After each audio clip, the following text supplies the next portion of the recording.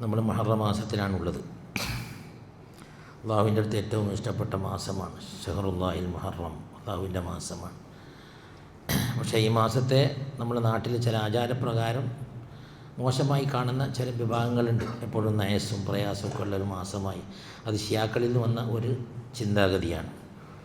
ഷിയാക്കളിൽ നിന്നാണ് അത്തരം ചിന്താഗതി വന്നത്. ഞാൻ ഉദ്ദേശിക്കുന്നതല്ല, ആ വിഷയം പറയാനല്ല. ഇവിടെ മൂസാ അലൈഹി സ്വലാത്തു വസ്സലാമുമായി ബന്ധപ്പെട്ട കാര്യങ്ങൾ നമുക്കറിയാം. കഴിഞ്ഞ ദുൽഹജ്ജിലുമൊക്കെ ഖഅദിലും ദുൽഹജ്ജിലുമൊക്കെ ഇബ്രാഹിം അലൈഹി സ്വലാത്തു വസ്സലാമിനെയും മകൻ ഇസ്മായിൽ അലൈഹി സ്വലാത്തു വസ്സലാമിനെയും ഹാജറ ബിവിയെയും നമ്മൾ കുറേ കേട്ടു.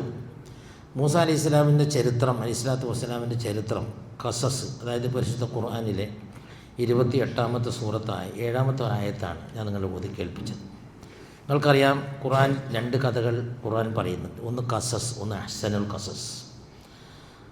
ഖസസ് എന്ന് പറയുമ്പോൾ ഒരു കഥ, അല്ലെങ്കിൽ ഒരു അള്ളാഹു ഒരു കഥ പറഞ്ഞറിയിക്കുന്നു എന്ന അർത്ഥത്തിൽ. മറ്റേതാകുമ്പോൾ അഹ്സനുൽ ഖസസ്, അതായത് ഏറ്റവും നല്ല കഥ. അതാണ് യൂസുഫ് അലൈഹി സ്വലാമിൻ്റെ കഥ. തുടക്കം മുതൽ ഒടുക്കം വരെ അത് കൃത്യമായി പറഞ്ഞു തീർക്കുന്ന ഒരവസ്ഥ മറ്റൊരു ഖുർആനിൽ മറ്റൊരു പ്രവാചകൻ്റെയോ നബിയുടെയോ സംഭവം ഇങ്ങനെ വിവരിക്കുന്നില്ല. അപ്പോൾ ഇത് ഖസസാണ്, സൂറത്തുൽ ഖസസ്. എന്താ സംഭവം എന്ന് വെച്ചാൽ, ഈ ആയത്ത് മൂസാ അലൈഹി സ്വലാത്തു വസ്സലാമിൻ്റെ ഉമ്മാക്ക് അള്ളാഹു ഇറക്കി കൊടുത്തതാണ്. സംഭവം എന്ന് പറഞ്ഞാൽ നിങ്ങൾക്കറിയാം, യാക്കൂബ് അലൈഹി സ്വലാത്തു വസ്സലാമിൻ്റെ, ഇബ്രാഹിം നബിയുടെ മകൻ ഇസ്ഹാഖ് നബിയുടെ മകൻ യാക്കൂബ് അലൈഹി സ്വലാത്തു വസ്സലാം. യാക്കൂബ് അലൈഹി സ്വലാത്തു വസ്സലാമിന് മറ്റൊരു പേരും കൂടി ഉണ്ടായിരുന്നു, ഇസ്രായേൽ.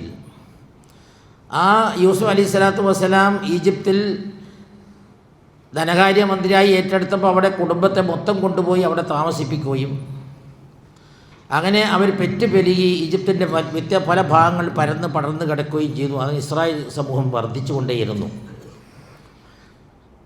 അപ്പോൾ സ്വാഭാവികമായി നിങ്ങൾക്കറിയുന്നാവുന്ന പോലെ നമ്മുടെ നാട്ടിലൊക്കെ പറയുന്ന പോലെ, അതായത് ഫാസിസ്റ്റുകൾ നമ്മളെക്കുറിച്ചും മുസ്ലിങ്ങളെക്കുറിച്ചും ചിന്തിക്കുന്നത് പോലെ ഇവർ പെറ്റുപെരുകയാണ്. ഇങ്ങനെ പോയാൽ ഹൈന്ദവർക്ക് ഇവിടെ രക്ഷ കിട്ടുകയില്ല എന്നൊരു ചിന്ത കോപ്റ്റിക് വംശജരായ, അതായത് കിബിത്തി വംശജരായ ഫിറഔന് തോന്നി എന്നുള്ളതാണ്. ഇന്ന് ഫാസിസ്റ്റുകൾ മുസ്ലിങ്ങളെ സംബന്ധിച്ച് ചിന്തിക്കുന്നത് എന്തോ അത് അന്ന് തന്നെ എത്രയോ 1000 വർഷങ്ങൾക്കും ഫിറൗൻ ചിന്തിച്ചിട്ടുണ്ട്. ഇങ്ങനെ ഇസ്രായേൽ സമൂഹം പെറ്റുപെരുകിയാൽ കിബിത്തികൾ ഒറ്റപ്പെട്ടു പോയി നാട്ടിൽ നിന്ന് പുറന്തള്ളപ്പെടും എന്ന് ഭയന്നതിൻ്റെ അടിസ്ഥാനത്തിൽ ഫിറൗൻ ഒരു ഉത്തരവിറക്കി. ഇസ്രായേൽ വംശജരിൽ ജനിക്കുന്ന സർവ്വ ആൺകുട്ടികളെയും കൊന്നുകളയുക, ഉടനെ കൊന്നുകളയുക എന്നുള്ളതാണ്. എന്നാൽ കിബിത്തി വംശത്തിൽപ്പെട്ടവർക്ക് പ്രശ്നമില്ല. നിങ്ങൾക്കറിയാം, ആണുങ്ങളെ പരമ്പരയിലാണ് വംശം അറിയപ്പെടുന്നത്. സ്വാഭാവികമായിട്ടും ഇസ്രായേലികളിൽ ആണുങ്ങൾ കുറയുമ്പോൾ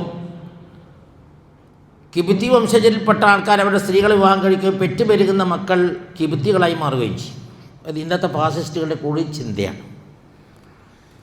അങ്ങനെ പിന്നെ മൂസാ അലൈഹി സ്വലാത്തു വസ്സലാമിൻ്റെ ഉമ്മ വളരെ ബേജാറായി, പ്രയാസത്തിലാണ്. ഞാൻ എങ്ങനെ ഇതിനെ പ്രസവിക്കും? പ്രസവിച്ച് കഴിഞ്ഞ ഉടനെ ഫിറഔൻ്റെ കിങ്കരന്മാർ ഇവിടെ എത്തുകയും അതിനെ കൊല്ലുകയും ചെയ്യുന്ന ആദിയോടെ ബേജാറോടെ നിൽക്കുമ്പോഴാണ് ഫൗഹൈന ഇലാ ഉമ്മി മൂസ, മൂസാ നബിക്ക് ഉമ്മാക്ക് വഹീ നൽകി.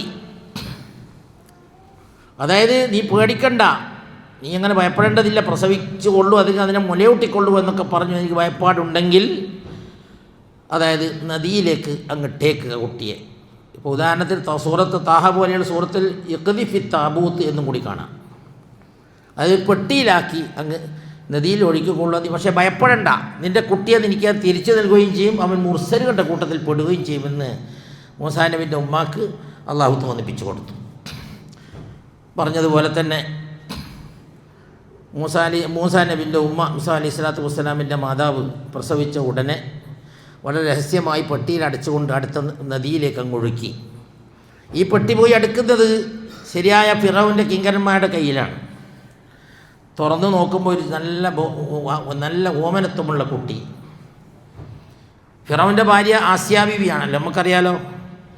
ഫിറൗൻ്റെ ഭാര്യ ആസിയാ ബീവി സ്വർഗത്തിലാണ് എന്നുള്ള രീതിയിൽ സൂചന നമുക്ക് ഖുർആൻ കാണാൻ കഴിയും. പ്രാർത്ഥിക്കുന്നതായിട്ട് കാണാൻ സൂറത്ത് ഹരീമിലത് കാണാം. ആസിയാ ബീവി പ്രാർത്ഥിക്കുന്നത് ഫിറൗൻ്റെയും ആൾക്കാരുടെയും ഷറിൽ നിന്ന് നീക്കണേ എന്നൊക്കെ പറയുന്ന പ്രാർത്ഥന അവിടെ ആസിയാ ബീവി പ്രാർത്ഥിക്കുന്നുണ്ട്. ആ ആസിയാ ബീവി ഒരു ആശയം പറഞ്ഞു കൊടുത്തു, ഈ കുട്ടിയെ നമുക്ക് വളർത്താം. ഖുർറത്തു ഐനില്ലി വലക്, എനിക്കും നിങ്ങൾ കണ്ണിനൊരു കുളിർമയായി കാണാമെന്നൊക്കെ പറഞ്ഞ് ഫിറോൻ ആദ്യം കൊല്ലാനാണ് ഉദ്ദേശിച്ചത്. പക്ഷേ ഭാര്യയുടെ ഈ തീരുമാനത്തിൽ ഫിറോനും കൂടെ അംഗീകരിച്ചു. അങ്ങനെ കൊട്ടാരത്തിൽ വന്ന കുട്ടിയെ പരിപാലിച്ചു നോക്കുമ്പം നാട്ടിലുള്ള പല മുല കൊടുക്കാൻ തയ്യാറുള്ള സ്ത്രീകളെയും വിളിച്ചു വരുത്തി. അവർക്കൊക്കെ മുല കൊടുക്കാൻ വേണ്ടി തീരുമാനിച്ചപ്പോൾ ഈ കുട്ടി ഒരാളെ മുലയും കുടിക്കുന്നില്ല. അങ്ങനെ മൂസ അലൈഹി സ്വലാത്തു വസ്സലാമിൻ്റെ മൂത്ത സഹോദരിയെ മാതാവ് ഏർപ്പാടാക്കി.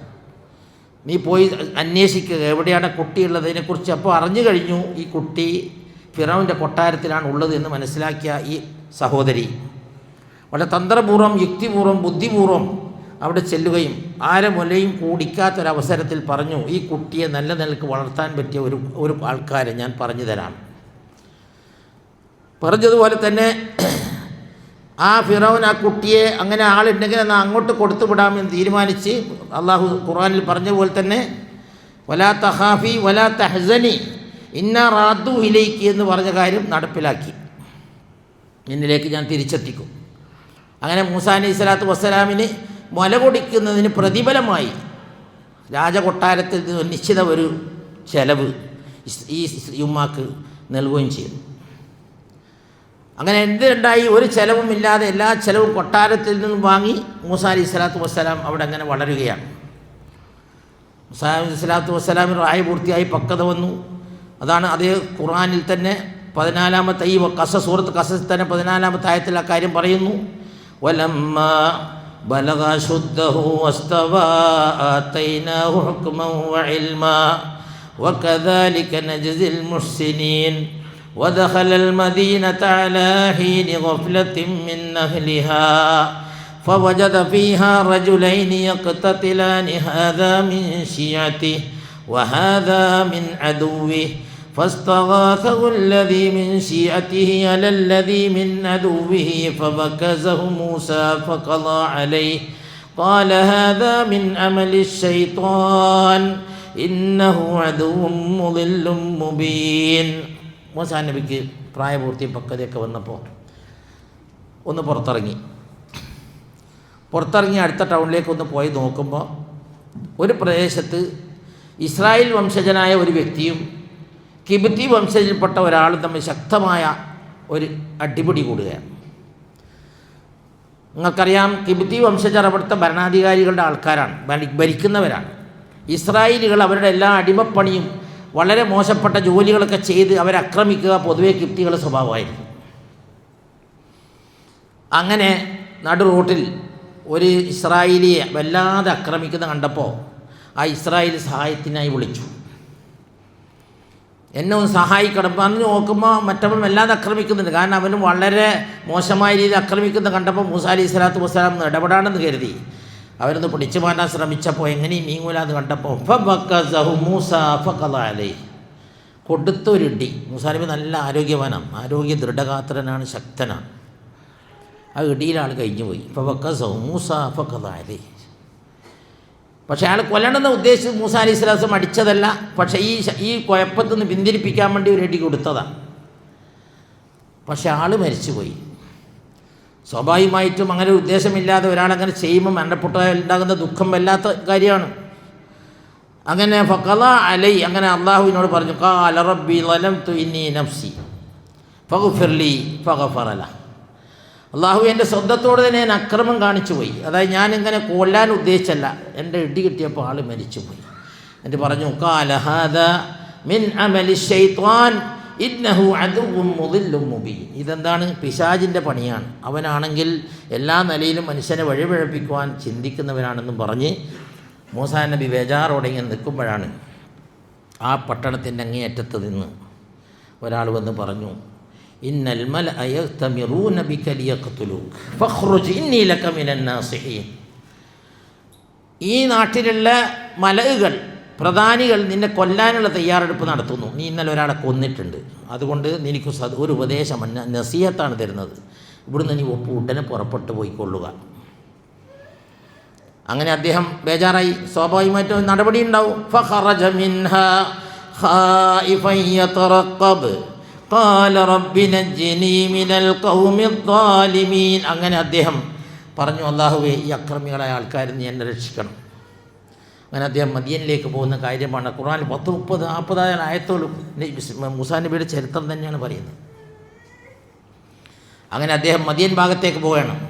വലമ്മാ തവജ്ജഹ തിൽഖാ മദിയന ഖാല അസാ റബ്ബി അൻ യഹ്ദിയനി സവാഅസ് സബീൽ. അങ്ങനെ മദിയൻ ഭാഗത്തേക്ക് പുറപ്പെട്ടപ്പോൾ വലമ്മാ വറദ മാ മദിയന വജഅല അലൈഹി ഉമ്മതൻ മിനൻ നാസി യസ്ഖൂൻ വവജദ മിൻ ദൂനിഹിം ഇംറഅതൈനി തദൂദാൻ. ആ മദിയനിലെ വള്ളത്താവളത്തിലേക്ക് 2-3 ദിവസത്തെ പകൽ യാത്ര കഴിഞ്ഞ് അവിടെ എത്തിയപ്പോഴും ആ മദിയനിലുള്ള വള്ളത്താവളത്തിനടുത്ത് ആട്ടിടയന്മാർ ആ വെള്ളം കൊടുക്കുന്ന ഒരു താവളത്തിലെത്തിയപ്പോൾ അവിടെ 2 പെൺകുട്ടികൾ മാറി നിൽക്കുന്നു. മറ്റുള്ളവരൊക്കെ ഇറങ്ങി വെള്ളം കൊടുക്കുന്നു. ഇത് കണ്ട മൂസാ അലൈഹി സ്വലാത്തു വസ്സലാം ചോദിച്ചു ആ പെൺകുട്ടികളോട്, കാലമ ഖത്ബുകുമ, എന്താണ് നിങ്ങളുടെ പ്രശ്നം? അപ്പോൾ പറഞ്ഞു, കാലത്ത ലാ നസ്ഖി ഹത്താ യുസ്തിറ റിആ വ അബൂന ശൈഖുൻ കബീർ. അതായത് ഇവർ ഈ ആട്ടിടയന്മാർ വെള്ളം കൊടുത്ത് പൂർത്തിയാക്കിയാൽ മാത്രമേ നമുക്ക് ഈ എൻ്റെ മേയ്ക്കുന്ന ആടുകളെ, അതായത് ഈ മൃഗങ്ങളെയൊക്കെ കൊണ്ടുപോയി വെള്ളം കുടിപ്പിക്കാൻ പറ്റും. സ്വാഭാവികമായിട്ടും മൂസാ നബിക്ക് അതൊരു അനീതിയായി തോന്നി. ശക്തമായി മൂസാ നബി ഇടപെട്ടു. കാരണം ഈ പെൺകുട്ടികളായതുകൊണ്ട് ബാക്കിയുള്ളവർക്ക് മേൽക്കൈ എടുത്ത് അവരെ ഒരു മൂലക്കാക്കുന്ന ഒരു സ്വഭാവമാണ്. അത് മൂസാ നബിക്ക് ഇഷ്ടപ്പെട്ടില്ല. ബലമായി ആടുകളെയൊക്കെ കൊണ്ടുപോയി അവരടിയിൽ കൂടെ ഇറങ്ങി വെള്ളം കുടിപ്പിച്ച് ആ കുട്ടികളെ കൈ കൊടുത്തു വിട്ടു. അപ്പോൾ ഇത് വലിയ സന്തോഷമായി. നമുക്കറിയാം, പ്രായമുള്ളൊരു ഉപ്പയാണ്. അപ്പോൾ ഈ ഉപ്പ എന്ന് പറയുന്നത് ഷുഐബ് അലൈഹി സ്വലാത്തു വസ്സലാമെന്ന് അഭിപ്രായങ്ങളുണ്ട്. അങ്ങനെ പൂർണ്ണമായി അതിന് യോജിക്കുവാൻ പറ്റാത്തവരും പറഞ്ഞിട്ടുണ്ട്, അത് അല്ല എന്നും പറഞ്ഞിട്ടുണ്ട്. ഏതായാലും മദിയനിലാണ് ഷുഐബ് അലൈഹി സ്വലാത്തു വസ്സലാം ഉണ്ടായതെന്ന് ഖുർആനിൽ പല സ്ഥലത്തും മനസ്സിലാക്കാൻ സാധിക്കും. അത് ഷുഐബ് നബി തന്നെയാണോ അതല്ല വേറെ ആരാണോ എന്ന കാര്യത്തിൽ മുഫസ്സിറുകൾക്കുള്ള അഭിപ്രായ വ്യത്യാസമുണ്ട്. അങ്ങനെ കുട്ടികൾ നേരത്തെ വീട്ടിലെത്തിയപ്പോൾ അന്ന് കുറച്ച് നേരത്തെയാണ് എത്തിയത്. കാരണം സാധാരണ കുറച്ച് വൈകി ഇരുട്ടിയെത്തുന്ന കുട്ടികൾ കുറച്ച് നേരത്തെ എത്തിയപ്പോൾ ചോദിച്ചു, എന്താ മക്കളെ നിങ്ങളിങ്ങനെ നേരത്തെ വന്നത്? അപ്പം പറഞ്ഞു, ഒരു യുവാവുണ്ടായിരുന്നു, അദ്ദേഹം നമ്മളെ സഹായിച്ചു. എന്നിട്ട് മൂസാ നബി വെള്ളം കൊടുത്തു. പിന്നെ ഫസഖാലഹുമ തുമ്മ തവല്ല ഇലൽ فسقالهما ثم تولى إلى إذل فقال إن ربي لما أنزلت إليه من خير فقير. ആ നാട്ടിൽ ഒരു ചുമരു മരവും ചാരി ഇങ്ങനെ ഇരുന്നിട്ട് പറഞ്ഞു, അള്ളാഹു എന്തൊരു ഔദാര്യം എനിക്ക് നൽകിയാലും ഞാൻ തന്നെ ആവശ്യക്കാരനാണ് എന്നും പറഞ്ഞ് മൂസാ നബി അവിടെ ഇരുന്ന് കുട്ടികൾ വീട്ടിലേക്ക് പോയി. അങ്ങനെ പിതാവിനോട് കാര്യങ്ങളൊക്കെ പറഞ്ഞു. ഒരു യുവാവ് അവിടെ ഉണ്ടായിരുന്നു, അദ്ദേഹമാണ് നമുക്ക് സഹായം ചെയ്തു തന്നത്. അങ്ങനെ പിതാവ് പറഞ്ഞു, ഒരു മകളെ വിളിച്ചിട്ട് പറഞ്ഞു, നീ അയാളെ കൂട്ടിയിട്ട് വാ. فجاءت إحداهما تمشي على استحياء قالت إن أبي يدعوك ليجزيك أجر ما سقيت لنا. പറഞ്ഞത് ഇതാണ്, ആ ഒരു കുട്ടി ലജ്ജാവതിയായി, അതായത് ഒരു യുവാവിനെ വളരെ ഏകാഗിയായി വന്ന് ഒരു വീട്ടിലേക്ക് വിളിച്ചു കൊണ്ടുപോവുക എന്നുണ്ടാകുമ്പോൾ ആ പെൺകുട്ടിക്ക് ഉണ്ടാകുന്ന ഒരു മനോവ്യത വല്ലാതൊരു പ്രയാസം നിറഞ്ഞ ഒരു സമയമാണ്. ഇവളെ കൂട്ടാൻ വേണ്ടി വന്നു. വീട്ടിലേക്ക് ഉപ്പ പോകാൻ പറഞ്ഞിരിക്കുന്നു. അജറമാ സഖൈതലന, അതായത് നമ്മൾ ആട്ടിൽ വെള്ളം കുടിപ്പിച്ചതിൻ്റെ ഒരു കൂലി പിതാവ് നിങ്ങൾക്ക് തരാൻ ഉദ്ദേശിക്കുന്നു, അതുകൊണ്ട് നിങ്ങളെ വീട്ടിലേക്ക് വിളിക്കുകയാണ് പിതാവ്. അങ്ങനെ പെൺകുട്ടി മുന്നിലും മൂസാ അലൈഹി സ്വലാത്തു വസ്സലാം പിന്നിലുമായി നടന്നുകൊണ്ട്. ചില കഥകളിലൊക്കെ പറയുന്ന സംഭവത്തിൽ അത് ചിലപ്പോൾ നമുക്ക് സംശയം വരും. അറിയാത്ത വീട്ടിൽ എങ്ങനെയാണ് പെണ്ണിനെ മുന്നിൽ നിർത്തിയത്? പെണ്ണിനെ മുന്നിൽ നിർത്തിയത് അല്ല, പിന്നിലാക്കിയത് എങ്ങനെ? മൂസാ നബിക്ക് വഴി അറിയില്ലല്ലോ. അതിന് ഈ കുട്ടികൾ ചെറിയ കല്ല്, ഈ യുവതി എന്ന് പറയുന്നത് ചെറിയ കുറച്ച് കല്ലുകൾ കയ്യിൽ കരുതി വീട്ടിലേക്കുള്ള അടയാളങ്ങൾ കാണിച്ചു കൊടുത്തു എന്നാണ്. സ്ത്രീകളുടെ പിന്നിൽ ആണുങ്ങൾ നടക്കാൻ ഇസ്ലാം പ്രോത്സാഹിപ്പിക്കുന്നില്ല. അങ്ങനെ വീട്ടിലെത്തി കാര്യങ്ങൾ പറഞ്ഞു. ഫലമജ്മാഹുൽ ഖസസ്, അതായത് ഈ കാല നജൗത ഖൗമിൽ ളാലിമീൻ, അതായത് ഷുഐബ് നബിയാണെങ്കിൽ ഷുഐബ് നബി പറഞ്ഞു, നീ പേടിക്കണ്ട, അവിടുത്തെ കഥകളൊക്കെ വിവരിച്ചു കൊടുത്തു. നാട്ടിൽ നിന്ന് ഇങ്ങനെ സംഭവിച്ചു പോയി, ഇങ്ങനെ ഒരു കൊലയൊക്കെ നടത്തി, ഇങ്ങനെ ഇവിടെ എത്തിയതാണ്, പേടിക്കണ്ട, ഇത് ഫിറൗൻ്റെ ഭരണം മറ്റൊന്നും ഉള്ള നാടൊന്നും അല്ല ഇത്, നീ ഭയപ്പെടേണ്ടതില്ല, അള്ളാഹു സുബ്ഹാനഹു വ തആല അക്രമികളായ അവരിൽ നിന്നെ അള്ളാഹു കാത്തിരക്ഷിച്ചെന്ന് പറഞ്ഞ് ഷുഐബ് നബി അലൈഹി സ്വലാത്തു വസ്സലാം അദ്ദേഹത്തെ സ്വീകരിക്കുകയാണ്. അള്ളാഹു സുബ്ഹാനഹു വ തആല ആ ഒരു മാതൃക നമ്മൾ ജീവിതത്തിൽ കൊണ്ട് ജീവിക്കാൻ അള്ളാഹു നമുക്ക് തൗഫീക്ക് നൽകുമാറാവട്ടെ. ഈ കഥയിൽ നിന്ന് പാഠം ഉൾക്കൊള്ളുവാൻ അള്ളാഹു തൗഫീക്ക് നൽകുമാറാവട്ടെ. അഖൂലു ഖൗലി ഹാദാ അസ്തഗ്ഫിറുല്ലാഹൽ അസീം ലി വലക്കും അസ്തഗ്ഫിറൂ ഇന്നഹു ഹുവൽ ഗഫൂറുർ റഹീം. അങ്ങനെ ആ കഥ അങ്ങനെ ഇയാൾ വന്നപ്പോൾ നൗജൗത്തമിനൽ കൗലി അതായത് കൗമി ദാലിമി എന്നും പറഞ്ഞ് അവിടെ സംസാരം അവസാനിച്ചിട്ടില്ല. അപ്പോഴെന്ത് ചെയ്തു? ഒരു കൂലി കൊടുക്കാനാണ് വിളിച്ചു വരുത്തിയത്. പക്ഷേ ഈ ശുഐബ് നബിക്ക് ഒരു ആശയം കൂടി തോന്നി. അതായത് ഈ കുട്ടികൾപ്പെട്ട ഒരാൾ ഇയാൾക്ക് വിവാഹം കഴിച്ചു കൊടുക്കുക. അപ്പോൾ ആ കുട്ടി ഒരാൾ പറഞ്ഞു, യാ ഇസ്തഅ്ജിർ ഇന്ന ഖൈറ മൻ ഇസ്തഅ്ജർതൽ ഖവിയ്യുൽ അമീൻ. ആ കുട്ടികൾ പറഞ്ഞെന്താണ്? ഇവൻ ആൾ ശക്തനാണ്, സത്യസന്ധനാണ്. നിങ്ങൾക്കറിയാം, ഏതൊരു ജോലിക്കും അതിന് കഴിവുണ്ടായിരിക്കണം, അതിനുള്ള ശേഷി വേണം. രണ്ടാമത് സത്യസന്ധനുമായിരിക്കണം. ഉദാഹരണത്തിന് കലക്ടറേറ്റിൽ ജോലി ചെയ്യുന്ന ഒരു ഉദ്യോഗസ്ഥൻ, അയാൾ നന്നായി ജോലി ചെയ്യും, പക്ഷെ അയാൾ സത്യസന്ധനല്ലെങ്കിലോ കാര്യമില്ല. ഇനി ആൾ സത്യസന്ധനാണ്, ജോലിക്ക് പറ്റൂല, അതുകൊണ്ടും കാര്യമില്ല. അപ്പോൾ പറഞ്ഞാൽ ഖവിയുൽ അമീൻ, ഇതേ സംഭവം തന്നെ ഈ ഖവിയുൽ അമീൻ എന്ന് പറയുന്നത് നിങ്ങൾക്ക് സൂറത്തുൻ നംലിലും കാണാം. സുലൈമാൻ അലൈഹി സ്വലാത്തു വസ്സലാമിൻ്റെ ചരിത്രത്തിൽ ഇഫ്രീത്ത് എന്ന് പറയുന്ന ജിന്നിൽപ്പെട്ട ഒരാൾ പറയുന്നൊരു വാക്ക്, ഖാല ഇഫ്രീത്തും മിനൽ ജിന്നി അന ആതീക ബിഹി ഖബ്ല അൻ തഖൂമ മിൻ മഖാമിക് ഇന്നി അലൈഹി ലഖവിയ്യുൻ അമീൻ. അതായത് ഇവിടെ പറഞ്ഞ കവിയുൻ അമീനും തന്നെയാണ് അവിടെയും പറഞ്ഞത്. ആ ജിന്ന് പറഞ്ഞു, നിങ്ങൾ ഇന്നടുത്തുനിന്ന് എഴുന്നേൽക്കുമ്പോഴേക്ക് സബയിലെ രാജ്ഞിയുടെ സിംഹാസനം ഞാൻ ഇവിടെ എത്തിക്കാം ഇഫ്രീത്ത് പറയുന്നു. പറഞ്ഞതെന്താ പിന്നെ അവസാനം? ഞാൻ കവിയാണ്, അമീനാണ്, അങ്ങനെയാണ് പറഞ്ഞത്. അപ്പോൾ ഇത് രണ്ടും മൂസാ നബിക്ക് ഒത്തടങ്ങിയിട്ടുണ്ട്. അങ്ങനെ രണ്ടാൾ തീരുമാനിച്ചു. അങ്ങനെ ഇന്ന മനിസ്തഅ്ജർതൽ ഖവിയ്യുൽ അമീൻ ഖാല ഇന്നി പറഞ്ഞു, ശുഐബിനെ പറഞ്ഞു, ഖാല ഇന്നി ഉരീദു അൻ ഉൻകിഹക ഇഹ്ദ ബനതയ്യ ഹാതൈനി അലാ അൻ തഅ്ജുറനി 8 ഹജ്ജ് ഫഇൻ അത്മംത 10 ഫമിൻ ഇൻദിക് വമാ ഉരീദു അൻ അശുക്ക അലൈക സതജിദുനി ഇൻഷാ അല്ലാഹു മിനസ് സാലിഹീൻ. നിങ്ങൾക്ക് എൻ്റെ ഒരു മകളെ വിവാഹം കഴിച്ചു തരാം, അതിന് പകരമായി 8 വർഷം നിങ്ങൾക്ക് എനിക്ക് വേണ്ടി കൂലി വേല ചെയ്യണം. ഇനി 10 ആക്കാൻ നിങ്ങൾക്ക് താല്പര്യമുണ്ടെങ്കിൽ, ഇനി 8 എന്നുള്ളത് 10 ആക്കുമെങ്കിൽ നിങ്ങളുടെ വകയാണ്, പ്രശ്നമൊന്നുമില്ല. അപ്പോൾ അവസാനം മൂസാനബി കൊടുത്ത പോലെ അയ്യമൽ അജലൈനി ഖളൈതു ഫലാ ഉദ്വാന അലൈ വല്ലാഹു അലാ മാ നഖൂലു വക്കീൽ. അതായത് നിങ്ങൾ ഈ പറഞ്ഞ 8 ആയാലും 10 ആയാലും 8 വർഷം ഞാൻ നിർബന്ധമായി ചെയ്യണം. 10 എന്നുള്ളത് എൻ്റെ ഇഷ്ടമാണ്, ഞാൻ സൗകര്യപ്പെട്ടാൽ ചെയ്യും, അല്ലെങ്കിൽ ഞാൻ ചെയ്യൂല. അത് രണ്ടിലും നിങ്ങളെന്നെ കുറ്റപ്പെടുത്താൻ പാടില്ല എന്നും പറഞ്ഞ് മൂസാ നബി അവിടെ കാര്യങ്ങൾ പറയുകയാണ്. പിന്നെ മൂസാ നബിയുടെ ചരിത്രം നീണ്ടുപോവുകയാണ്. വളരെ കുത്തബുകളോളം പറഞ്ഞാൽ തീരുകയുള്ളൂ. ആ മൂസാ നബീൻ്റെ ചരിത്രത്തിൽ നമുക്ക് പാഠം ഉൾക്കൊള്ളാനുണ്ട്. അവിടെ വിവാഹം കഴിഞ്ഞതിന് ശേഷം പിന്നെ മടങ്ങിപ്പോകുന്ന സംഭവങ്ങൾക്ക് നമുക്ക് പിന്നീട് പറയാം. പോരാതെ ഇത് മുഹറം മാസമാണ്. ഇന്ന ഇദ്ദത്ത ശുഹൂരി ഇൻദല്ലാഹി 12 ശഹ്റൻ ഫീ കിതാബില്ലാഹ്.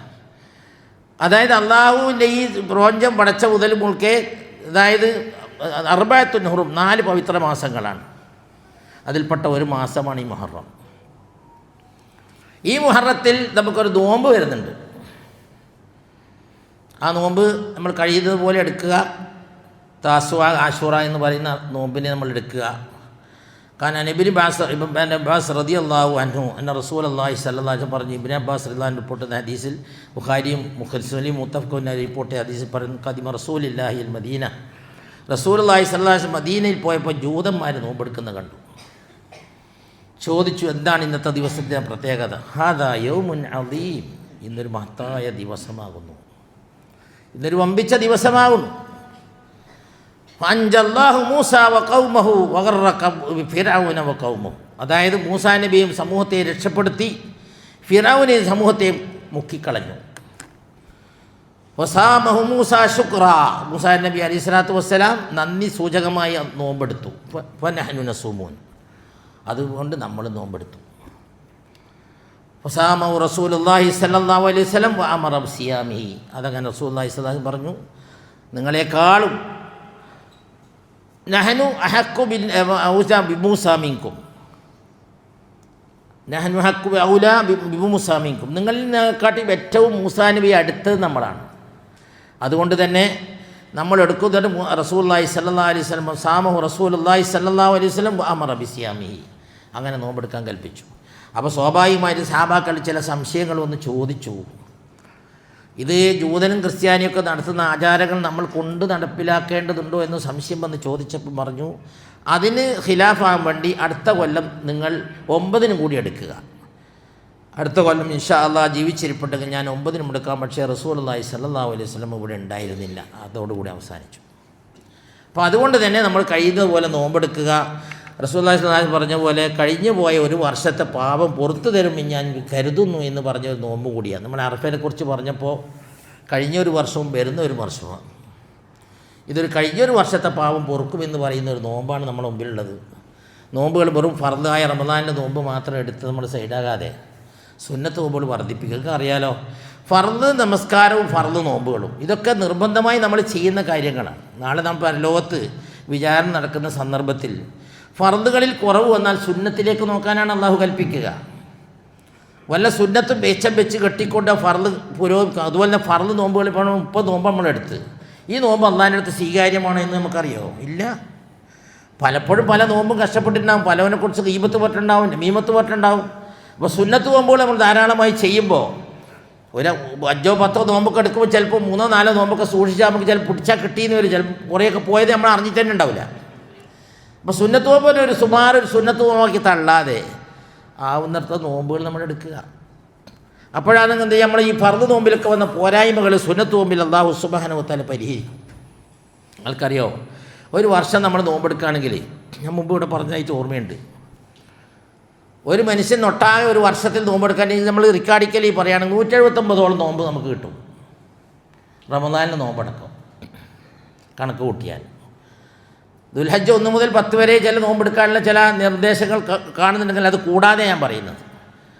അപ്പോൾ റസൂലുള്ളാഹി സ്വല്ലല്ലാഹു അലൈഹി വസല്ലം പറഞ്ഞു, അഹ്സനുൽ, അതായത് ഏറ്റവും ഒന്നാം ഹബ്ബുസ് സലാത്തു ഇലല്ലാഹി തആല സലാത്തു ദാവൂദ് വഹബ്ബുസ് സിയാമു ഇലല്ലാഹി തആല സിയാമു ദാവൂദ്. അതായത് നബി സല്ലല്ലാഹു അല്ലാഹുവിന് ഏറ്റവും ഇഷ്ടപ്പെട്ടത് ദാവൂദ് അലൈഹി ഇസ്ലാമിൻ്റെ നമസ്കാരമാണ്. അതുപോലെ തന്നെ നോമ്പും അതുപോലെ തന്നെ.